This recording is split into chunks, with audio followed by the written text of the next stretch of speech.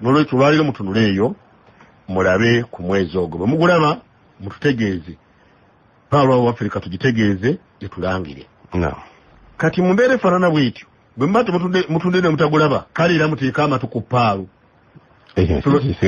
bwe tunaaba tugulabye nga mutemunnagulaba era tujja gamba Paalu ebategeeze kuba ye sekano lyawaffe mu ngeri eyo nno bwe tunaamala okuzuula nti leero tetugulabye era tujja kubategeeza ku Paalu kuno nti tetugulabye era tetufunye mawulire gonna galaga nti tugulabye olwo nno tuba tukyaliro kyala kyetwogera kisinga kugamba nti Idi yakumande biba bikoze bukoze equals Monday naye ng'olwaliro tutunulayo okwetegereza naye nno ebyo byonna Mungu nga bw'atwagala bw'obeera omaliriza Ramadan Mungu yatuwa ebintu bibiri ekisooka kyali kya zaka twakyogerako omulundi oguwedde ekyokubiri n'atuwa ekyokusanyuka okusala eswala ya Idi tukooneko katono nnyo ku swala ya Idi eryangungu abantu bano bagenda okugisaala omanyi kyesaagala Sheikh Arungi kwe kusomesa Ramadani nga tuli mu Ramadani ate omuntu ojja n'omugamba nti akati bw'okolaboti olunaku lwo lufa kate yakafiirwa ennaku nnya singa bamubuulira temunnayingira amanzaani yalibadde ennaku ze yazirongoosa yogeruka nti bw'okola kino na kino na kino olunaku lufa nga yabikola dde emirundi esatu mubuulire eri nga lamanzaani tennaba agenda okugiyingira nga kutulaba Nabi sallallahu yatugamba muru abnaakum bisalati lisabri abaana mbalagira okusaala nga balina emyaka 7 omusanvu esala batennakakata ku muntu kati agenda okutuuka eri ng'ebyo twabimanyi nga tebifa n'olwekyo abooluganda Idi eno njagala mugikiriza sunna ate mu akkada ekigambo mu akkada kitegeeza ekikakafu ennyo sunna nywevu nnyo era abawalimu abamu baatuuka n'okugirowoozaako nti oba waajibu olwa taakidi yaayo era abawalimu abamu batera okumanya nti sunna mu akkada oba bagiyitanga waajibu nga kibategeeza mu kyo nti osaanidde nnyo waaliteekeddwa egikola ebigambo ebiri byanjawulo ogamba nti oteekeddwa ne waaliteekeddwa byanjawulo nolwekyo waaliteekeddwa egikola sunna eyo naye kyensinza okwagalamu bye bino wammanga ekisooka sunna eyo tugisaalira mu jamaa tugirogana bugandagandize kalungi ngenza wali kusaala Idi yange bwomu sunna ya Idi tugisaalira mu jamaa ekyokubiri tusaanidde nnyo okugisaalira mu kisaawe mu kyererezi bwe wabeerawo obusobozi akantu ako kawulidde bwe wabeerawo obusobozi lwaki nese ekigambo ekyo nti oluusi osanga tewali busobozi mu ngeri nga 2 oba 3 oyinza okusanga ng'ekitundu we muli temukyalinawo kyererezi musaalire muzikiti temusobodde kukifuna musaalire muzikiti ate era oyinza okusanga ng'ekyererezi mukirina naye ng'enkuba ekedde kutonnya ekisoboka kati bwe kiba ng'enkuba ekedde kutonnya era mu ngeri y'emu musaalire muzikiti n'engeri yalibadde ng'eyokusatu oyinza okusanga ng'embeera y'obudde ng'ogyeko ekyenkuba manyi bwe twogera ku mu budde Uganda omuntu ayinza kumanya nnyo embeera ya budde naye obusiraamu bwalamula nsi yonna ng'embeera y'obudde nkalubo pewo ng'efuwa olufuwa egyo wabadde gye watugamba empewo nga yakutteyo ebampewo ekwatira ddala yagaa nti ati babagende mu muzikiti batekeko ne air conditioners ezireeta ebbugumu basaale n'olwekyo ekyo kikulu nnyo mu nkola ya Nabi Muhammad sallallahu alaihi wasallam yagisaaliranga mu kyererezi era bwe kiba kisobose tugendeyo ekyokusatu ku Idi nga sinabagenda mu maaso kyekyererezi kino njagala kyogerako nti wano wenjagala okutwalira omukisa guno okutegeeza abantu mwenna gye muli nti abaasaaliranga ennakivubo okuva edda n'edda twagenda ku kitebe kyaffe bwe tutyo tugenda kusaalira mu kisaawe wali ku nnyanja ya Kabaka ku St. Lawrence kisaawe kya University ya St. Lawrence we tugenda okusaalira awo tugenda kusaalirawo essaawa 2 kigambo kintawanya kiruwa St. Lawrence. Kigambo kutawa ntikwanza bwerere. Ekisayo kya St. Lawrence. Okay. Yesu gula kusala mu St. Lawrence mu kanisa oba muki. Ate St. Lawrence si kanisa.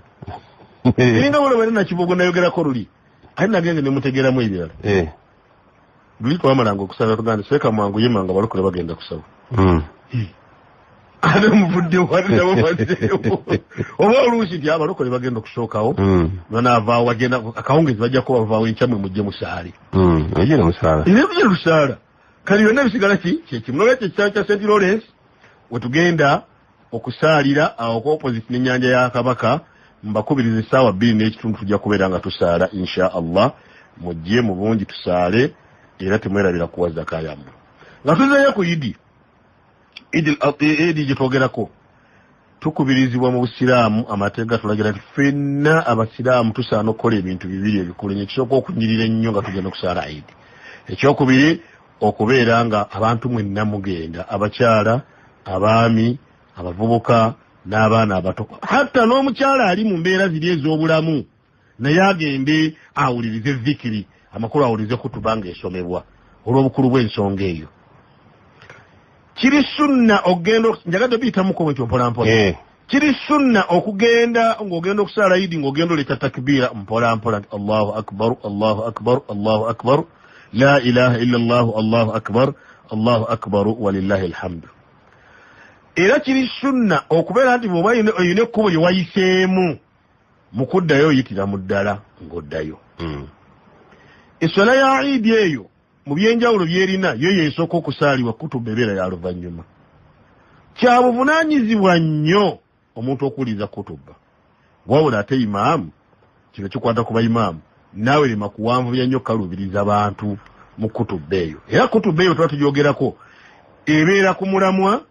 naye n'imaamu toga abantu toyomba nabo kale kakati mmwe temwagala kuwulira kutuba abasobola bayinza okugenda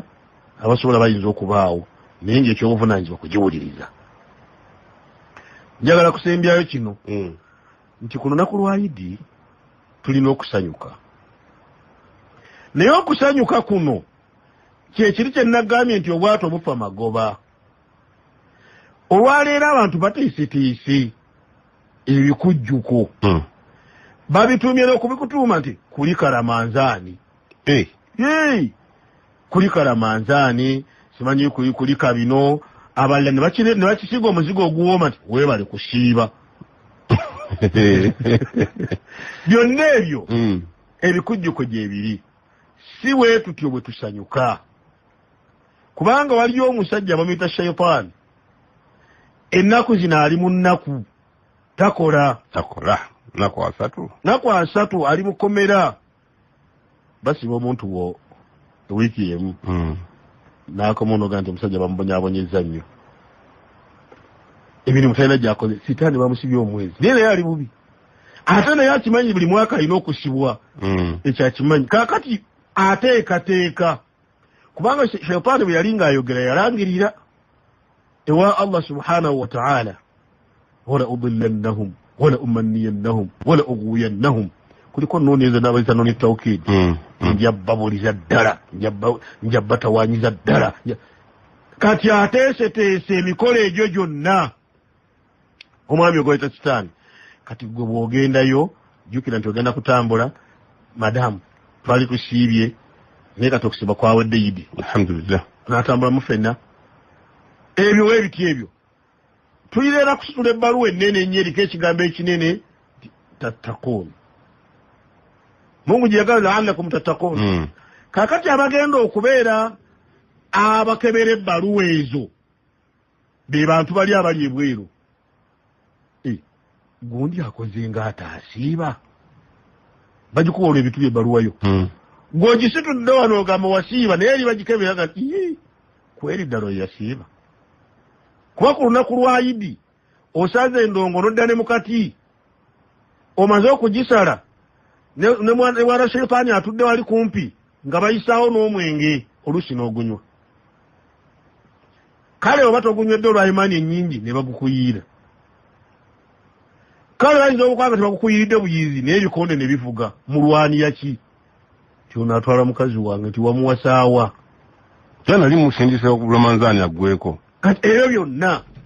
bannange bwe tuba tugenda okusanyuka tunoonye ensanyuko ennungi yitaba n'omukyale ekyo kibuuzo abantu batokola kyaba temutukiriza akanyukako n'akamu bubakkiriza yitaba n'omukyale genda olyeko nabo ku mmere lambula ku banno musobola okuwuliza ku irimu ennungi musobola okugenda ne mugenda mu bifo ebyenjawulo n'abantu bo ekikkirizibwa n'otambulako ne mukyalawo n'otambulako n'abaana bo naye omukyala n'omwana abaana obalese ate olina gw'otambudde naye omulala ate mugenze na mu ndongo era waliwo ebipande eriko ekigambo era nakyo kinyuma Eid special kakati special yennyini ogibuuza yeziitya okubeera special n'olwekyo embeera eyo baganda bange ye ramadaani eyo eidi eyo bwetotwaga bisimillahi rahmani rahim abatuwuliriza abalungi omusomo guno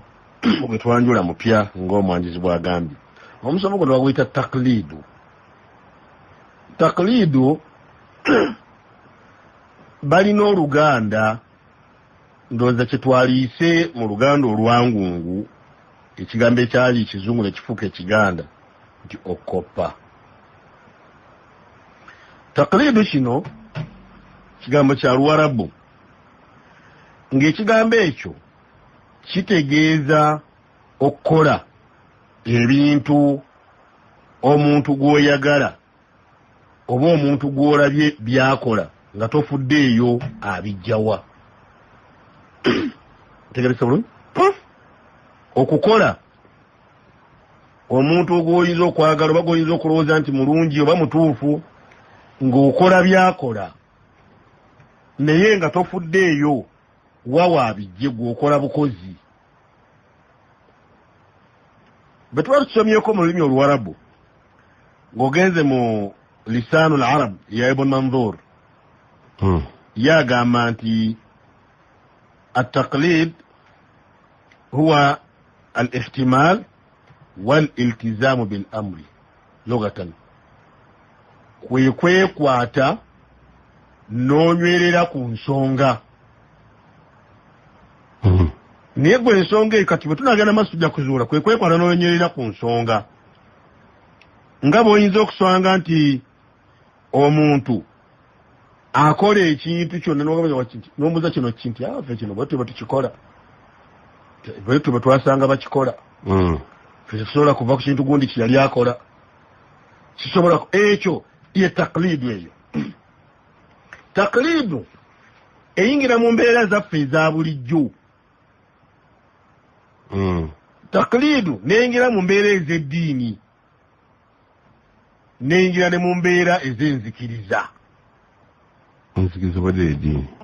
eddiini kuno okusinza nokatogadi eyingira mu mbeera ez'okusinza n'ez'enzikiriza ekijja okutegeerekeka kyagule. Enzikiriza oyinza okubeera nga enzikirizayo olina ekintu kyokkiririzaamu naye nga bakubuuza owaayi ekyo nti nze bwentyo nasanga abataata bakkiriza bwe tuti ewaffe bwe twali naye nga tofuddeeyo baakikolanga lwaki. Omulyango guno oba omusomo guno gwagala okufaanana ogwavuddeko ogw'okuziyiza Mungu bye yakugaana gwagala olw'ensonga nti abantu abamu oyinza omumubuuza lwaki abiziyiza nga talina nsonga wabula ali ku takliidi. Ffe tutyo bye twakisanga kadhalika wajadna abaana yafaaluun bye twasanga bataata bakola. Ntegerekese bulungi? Okumanya takliidi nzibu nnyo nga njagala tusooka tukitegere buli nti olwaleero Senga Kalungi oyinza okusala onoga nti ogenda kufumbiza mwana naye n'ogamba nti nga taata bwe yafumbizanga bwe njagala nfumbize. Ffe nno wawo ne waffe mu lujja luno ffe omuntu nga bw'aba tagenda kusobola kwanjula kwa bonna ffe tubikola wano mu lujja olwaffe. Naye takliidi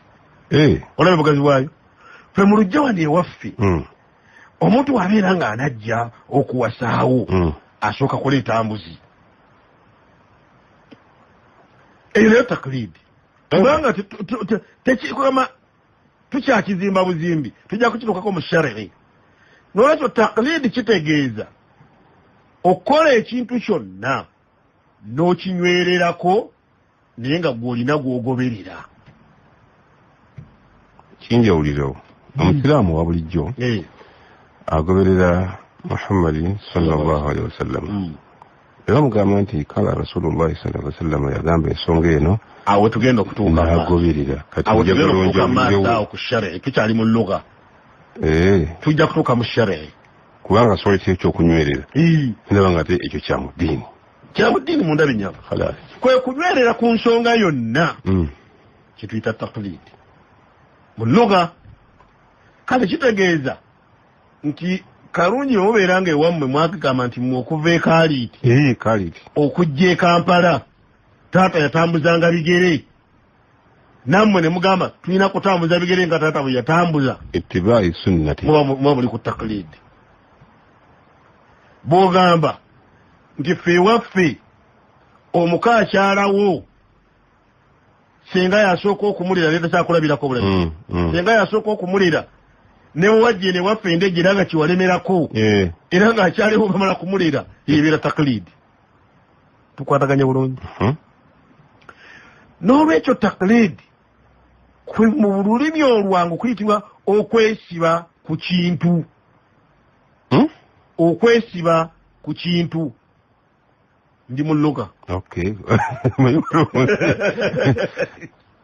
kaakati bw'oba osomye era mu kitabo kibeeta Sharh al-Muhalla ojja kusanga nga naye bw'atyo bw'akinnyonnyola ne al-Mustasfa n'ebifaanaganako ng'ebyo saagala nnyo kuba kifaananyi kino kijja kulemerera abantu abamu okutegeera balabe nga kijja bakaluubirira naye tukikubireyo mu maaso inshallah kakati taqlidi mu shar'i mu mateeka g'obusiraamu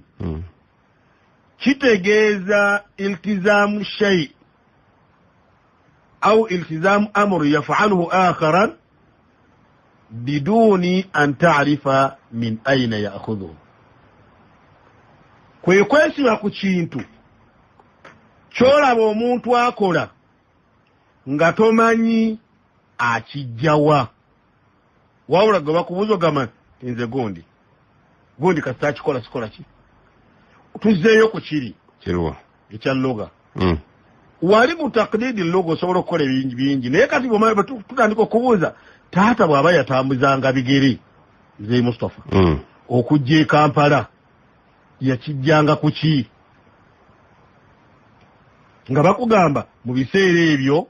tewaaliwo ki motoka naawe ava endege ekikutambuzisa ebigere yaya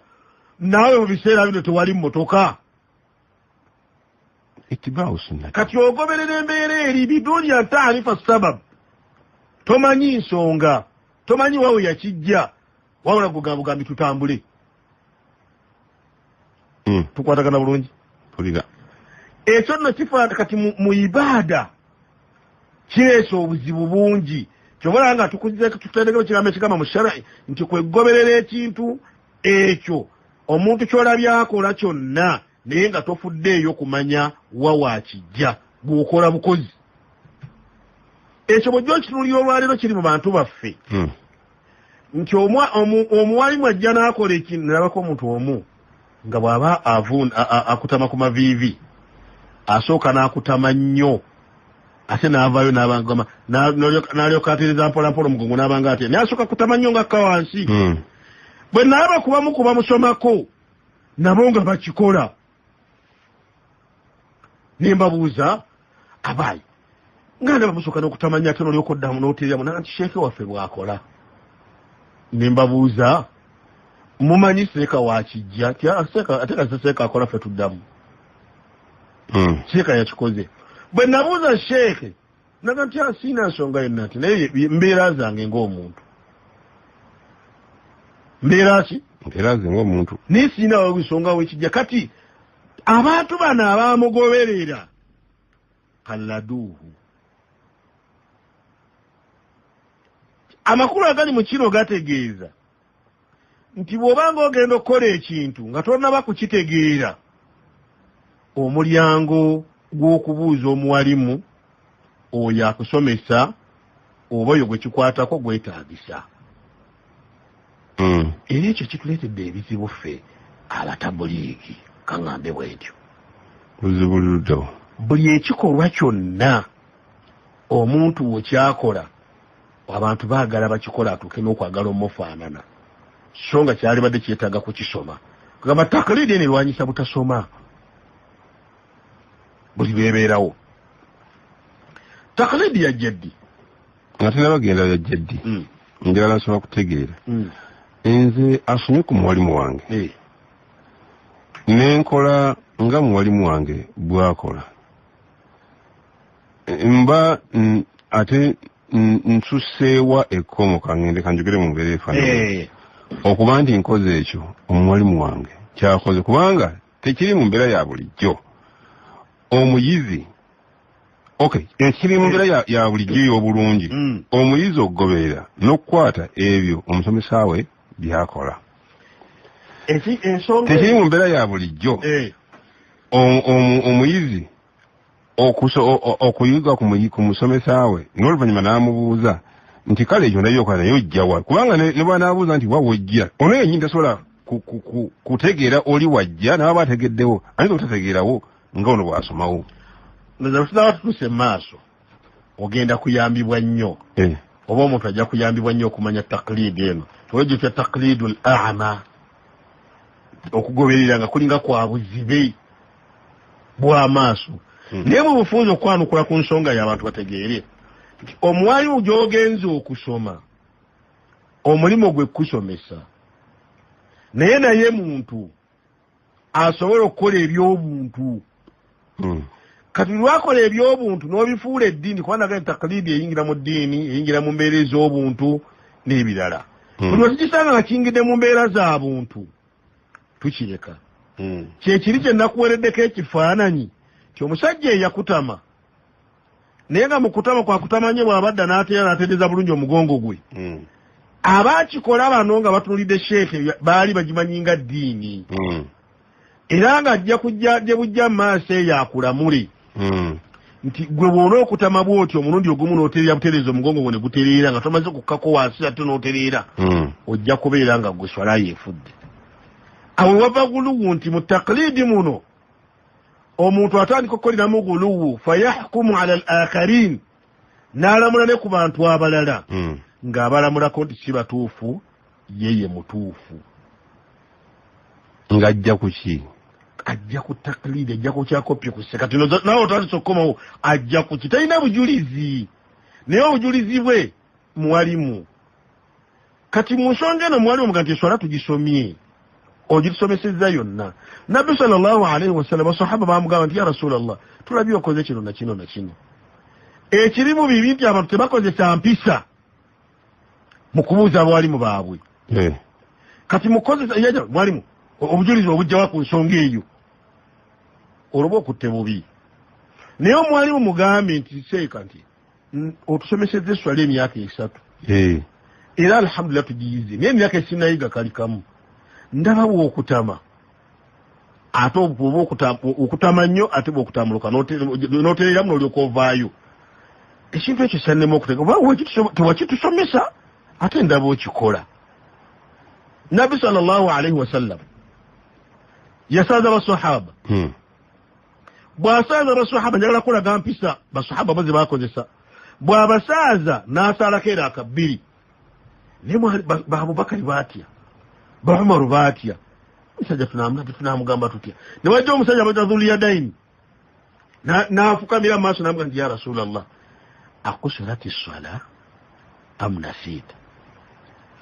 njagala otegereza ekintu ekyo nti twagala omuyizi engeri gy'anaabuuzaamu omusomesa ategeere kyayagala okufuna kubanga olina okumanya wa wajja nabbi omusajja amuga nti akusurati swala am nasita eswala bagisazeeko oba weerabidde jukirani mu kiseera ekyo waliwo bali abalala abaali bafulumye nga bagenze balangirira tyabaayo ekiwedde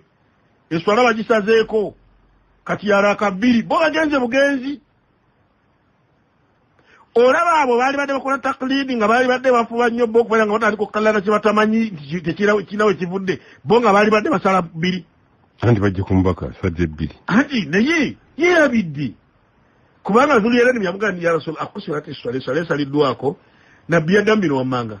lam ansa walam tuksar laba obugumu obwo seerabiddemu naaka era tennasalwako. Dhuliyadaini n'amugamba nti bal nasiita, buli ekigambo ekyo bal nasiita, naye olabika weerabidde. Nabbi kyava agamba basahaba omuli Abubakari ne banne n'abagamba nti akama yaqulu Dhuliyadaini, abange bwe kiringa Dhuliyadaini bw'agamba. N'amugamba nti bala ya Rasulallah, ekyo bwe kiri. Bw'aba bano omugamba ekyo nabbi n'akyuka n'asaala. Kyenjagaddemu nti olaba omwalimu we bwe yamubuuza mu mbuuzi ey'obuvunaanyizibwa eyasobola n'okuleeta omwalimu yali omugumu ennyo nti ye tanneerabirako era ye eswala tennasalwako. Naye ono bwe yamubuulira mu mbeera ennungi, naye bw'obeera ogamba nti ya Rasulallah ojjawo obujulizi obukulagira nti nosala ku swala, ezo teziba mpisa. Ya Rasulallah nga tusadde swala raka 2, lwaki tusadde 2? Ezo teziba mpisa. Sembera awali omuwalimu wo, mubuuzi kino kyakola, omanye wa wakijja, naye ng'omubuuza bil adabi wal ihtiram.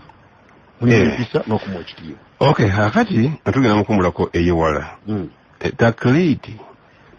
Kubanga ndabanga omuntu nkyabuzaabuziddwa. Ndabanga omuntu akoze omulimu kyakoze, aba akoze ekituufu. Naye njala bifaananyi ebifaanako nga bino. Nti singa omusomesa wange ansomesezza ala sabiri misali, ekirevu n'akikuza. Oba kutema empale n'agitema. Abisomesezza? Kaakati ate nze bwe nkola ekyo omulimu nkyansomesezza, ate gati nzijjawo ziga nti wayi mpawo ojja wano kino. Ati olwamaze okusomesa akuwadde obujulizi. Buli lwakusomesa aba yakuwadde obujulizi. Ani kyakoze kyemulabyeko kyekyo. Kati mbaye takiriidi eyo. Singa omusomesa we yakusomesa. N'akusomesa nga takusomesezza kukuza kirevu. Gwe n'omulaba ng'akikuzizza bukuza n'okikuza. Nga tomanyi lwaki akikuzizza. Newankubadde ensonga ntuufu oba okoze taklidi.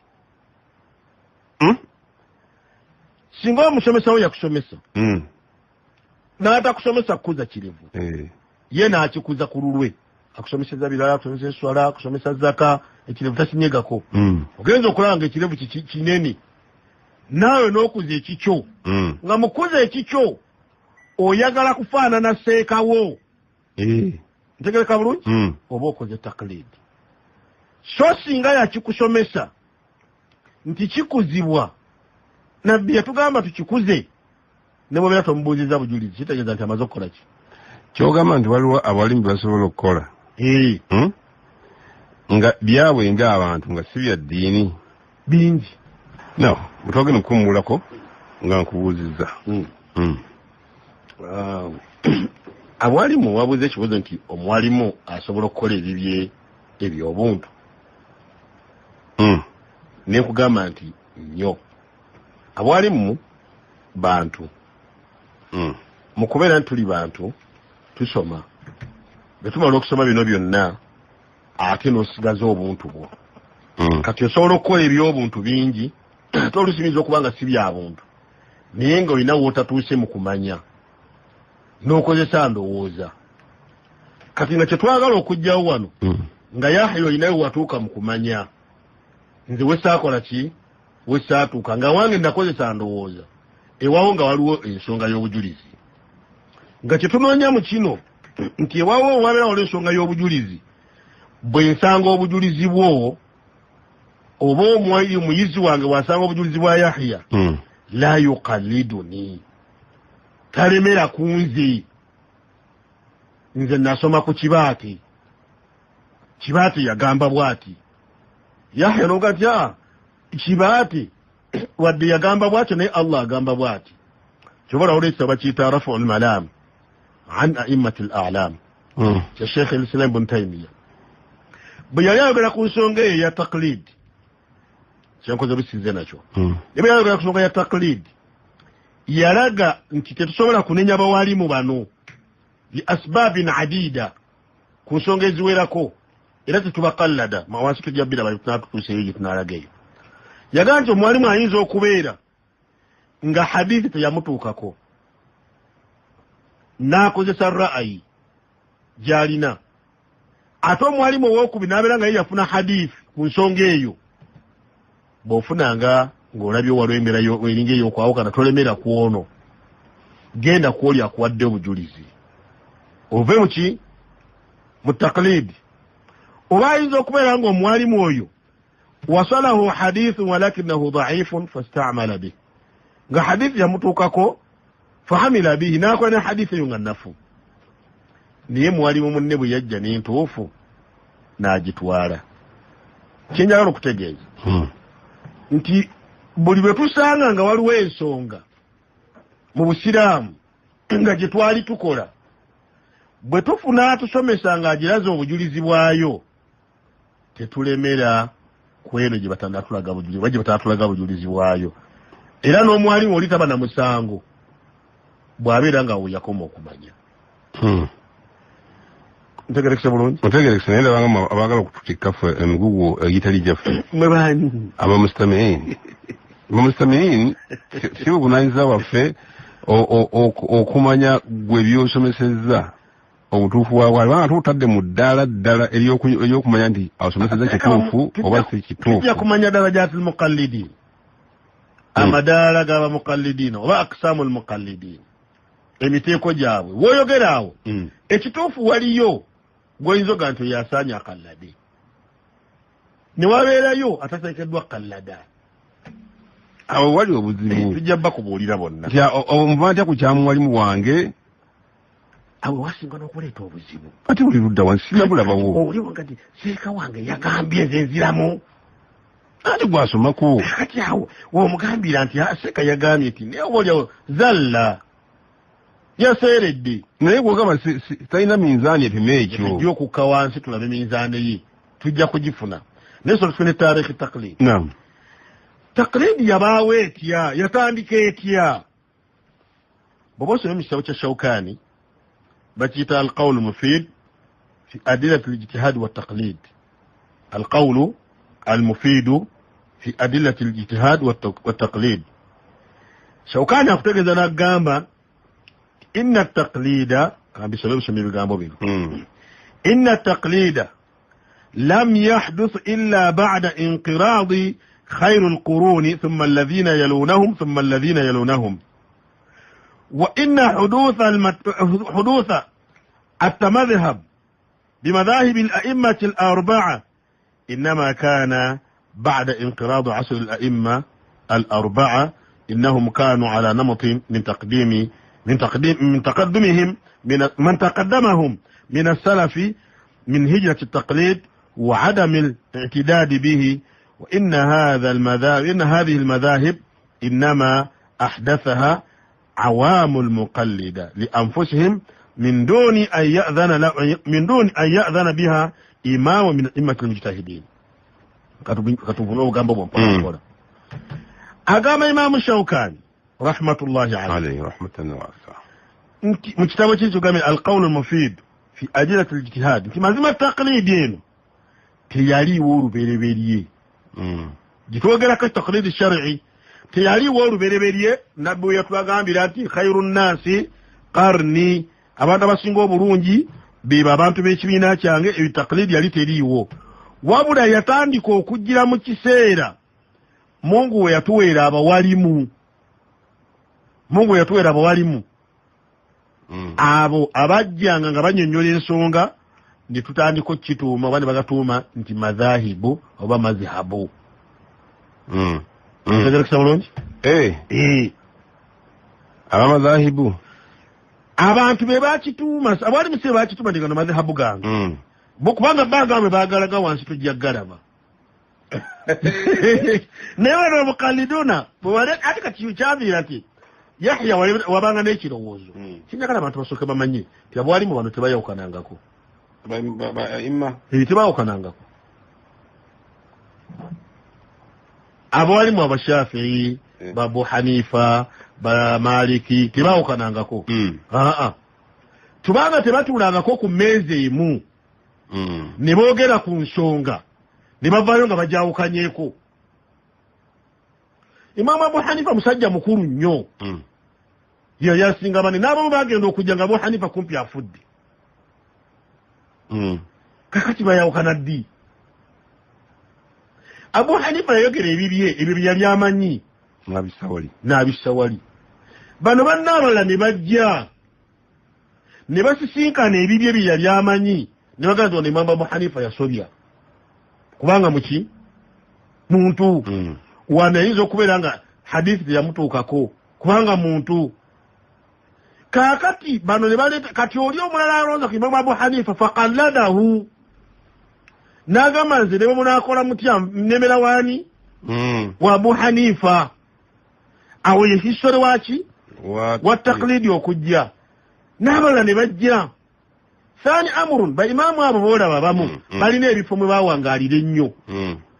mu kuwangaalira ennyo ara'u zaabwe ebirowoozo byabwe ne bikwata mu bifo omwo ekyokulabirako Imamu Shafi'i rahmatullahi alayhi ebifo byasooka okuwangaalira mu Misiri ne muno mu Afrika naki naddala mu Sharqi Afriqiya ne waffe yajaayo yogamba abantu be bajjayo ennyo ne mu Misiri omu babaamu nnyo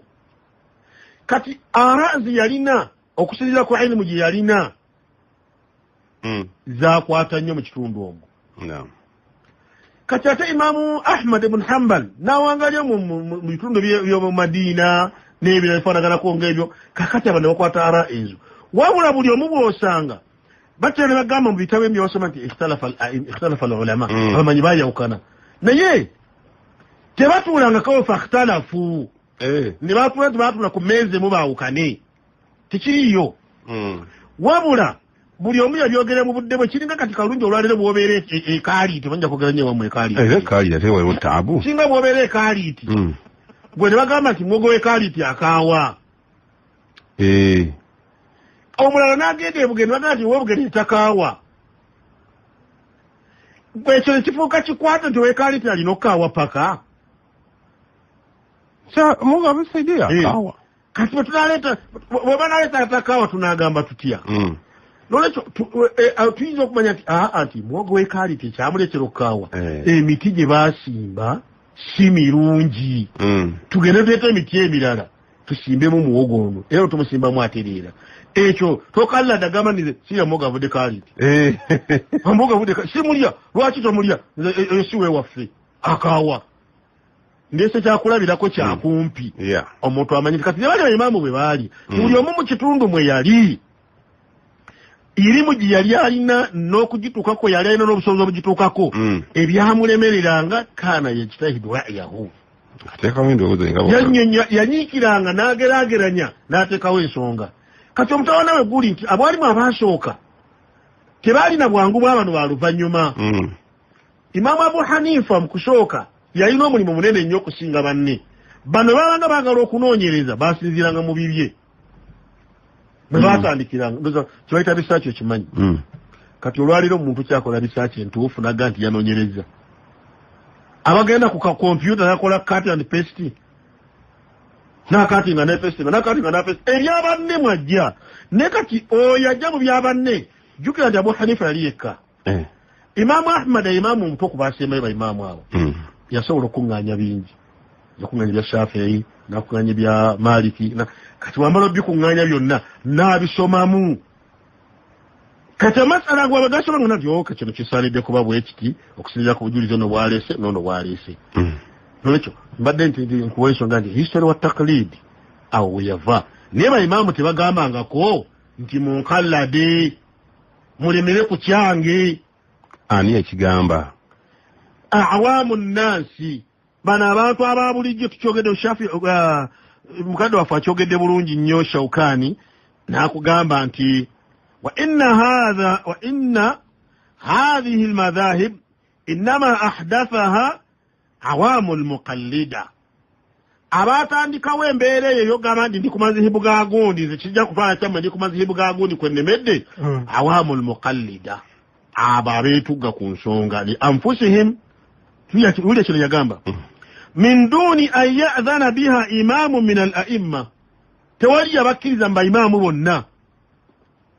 min al-a'immat al-mujtahid tewali yabakkiriza nti mugoberere nze era maaso eyo tujja kusangayo nga waliyo ebigambo ebigaana na Imamu Ahmad abagamba tujja bisanga okambikono katoli bisanga Imamu Ahmad yabagamba لا تقلدوني ولا تقلدوا مالك ولا الثوري ولا الأوزاعي وخذ من حيث أخذوا abange temunneesibaako kwakozesa olulimi olwo temunneesibaako yadde Maliki temumwesibaako yadde Thawri yadde Awzaa'i mugezeeko muddeyo mujje we bajja kino kisinga kwatako bawalimu mugezeeko muddeyo mutunule we baatunula kakati eyo kyenyagademu ku madde yange okugamba nti taklidi eyo nkulaga nti taklidi yennyini ekikolo kyayo we yajjira waali awo omuntu okutegeera obunyi taklidi ennyo mu maaso tujja kutegeera enjawulo wakati wa taklidi ne ittibaa kiri kyowabadde obuuza okwesiba n'okugoberera okwesiba ku kintu n'okugoberera okwesiba ku kintu ndaba nga ggwa agamba nti okwesibako nti omuntu bw'akola ekyo muwalimu kye kyeyamusomesa oba kyakola aba amwesibyeko okugoberera olingaga nti kyetuyita okwesiba ku kintu kwe kubeera nti otegedde obutuufu bw'ensonga wabula nga waliwo kyobadde oliko nga kyo kifuuse kitakyali kiki kituufu oluvannyuma lw'okutegeera obutuufu noga nti wadde ekyo naye nze ngenze ne kino ku ekyo gambo kimu abasajja bali batambula aba babiri ne balengera ekinyonyi mu maaso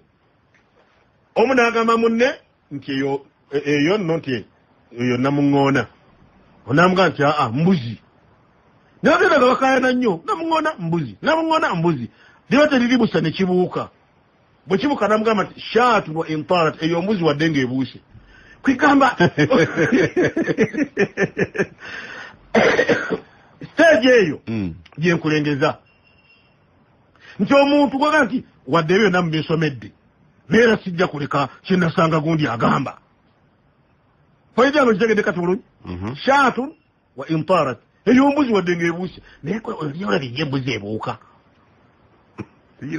naye lwaki omuntu anywete naga nti shaatu wa intarat mbuzi wadde ng'ebuuse kati mu ngeri eyo nti kyetuyita okwesiba kwe kumanya nti olina kyobadde okola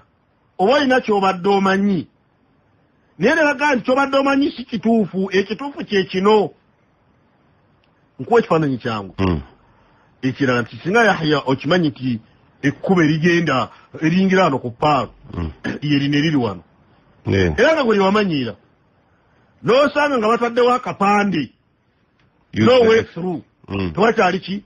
kubo noga nti fano twamanyiira ne balakola batya nja kuyitawo kati weesibye ku kuyitaawo ebiddirya tebisobola kubeera birungi bajja kuvunaana kati kyetuyita okwesiba nti weesiba ku kintu omala kumanya butuufu bwakyo bukyamu bwakyo naye nosiraga nti wadde bwe kiri tujja kubeerera awo katugendera awo okwo kwe kwesiba kale 17 katuzana pala nsigazedde kikasatu zokka ne njala kuwa ndowooza yange nze ndabanga eyo erimu y'abawalimu y'abawalimu naye era be basumulula abantu abalala ffe tustafadamu ki kubanga abawalimu bano basibye abantu olw'okwesiba kw'ebyo ebitasobola kubeera nti bitabulatabula abantu singa omwalimu akita omuntu ono gye tugenda okukasitali mukallidi ono bwewayogeddeko oli omwana omuntu waffe nze kiba tesaasoma omwalimu wasoma nze ngoberedde gwe kati singa omwalimu nsumulukuka ono wansi ajja kuyambibwa naye buli lwe neesiba ono wansi musiba isibo yensonga lwaki tukireeta bwoti omwalimu kubanga erimu yaffe gye tugezaako okusomesa si abantu bokka batali bawalimu si abalimu bokka buli omu eringa self service buli omwagezeko okugjamu ekimukwatako kakati Sheikh obudde bulabika bugenze tuwumbewumbe tunatandikira enkya akati nono nawe waliwo totaddeko mannya ge akwatagana ku byobuyambi andi so on bane muteeka mannya kuba naye sinza ku tutera nnyo alasoma kiro kikwalo noko andi tekiri kirungi nnyo okuba nti tulese mannya nam tunzika bannange nga tugamba nti omusomo guno gwakatandika tugenda gutambulamu tujja kutuuka mu maaso oba leero n'emibabuuza tujja bituukako ebyomwezi tugenda binnyonnyolako kubanga si byangu naye njagala bategeeza nti ffenna tugenda kusaalira ku nnyanja ya Ssaabasajja wansi awo ku St. Lawrence University wetugenda okusaalira yidi essaawa 2:30 mwenna mukulumukuke muggweeyo mujje tusaalire awo inshallah ku ssaawa 2:30 tujja kuba tusaala okwera essaawa 3 tujja kuba tumaze esswala ya idi biidhnillahi subhanahu wataala tetuzaamu tusaala waliwo ekibuuzo kibaddewo Muhammad Nsagwa abadde akibuuzizza wano ate tuzaamu temuzaamu naye nga tuzaamu temubagaana kijja kituukako alright tuleka asiraamu ne mu ggwanga salaamu alaikum salaam wa rahmatullahi